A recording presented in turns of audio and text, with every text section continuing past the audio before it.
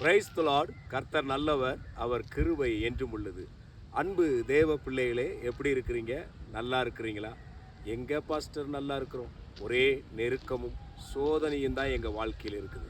அன்பு தேவ பிள்ளைகளே, இன்றைய தினத்தில் ஆண்டவராகிய இயேசு கிறிஸ்து உங்களை பார்த்து சொல்லுகிறதான வார்த்தை மத்தேயு 26வது அதிகாரம் 41வது வசனம் இவ்வாறாக சொல்லப்படுகிறது. நீங்கள் சோதனைக்கு உட்படாதபடிக்கு விழித்திருந்து ஜெபம் பண்ணுங்கள். ஆவி உற்சாகம் உள்ளதுதான், மாம்சமோ பலவீனம் உள்ளது என்றார். ஹல்லேலூயா, ஹல்லேலூயா. நம்மளுடைய சோதனை காலங்களில் சோதனைக்கு உட்படாதபடிக்கு விழித்திருந்து ஜெபம் பண்ணுங்கள் என்று சொல்லப்படுகிறது. ஹல்லேலூயா. அந்த மாம்சத்தை நாமல் ஜெயிக்க வேண்டும் என்றால் ஆவியிலே நிறைந்தவர்களாய் தேவ சமூகத்தில் அமர்ந்து நாம் ஜெபிக்கும் பொழுது மாம்சத்தை நாம் மேற்கொள்ளலாம். ஹல்லேலூயா. ஜெபம் ஜெயத்தை தரும். ஜெபிக்கிறவர்கள் ஜெயத்தை பெறுவார்கள்.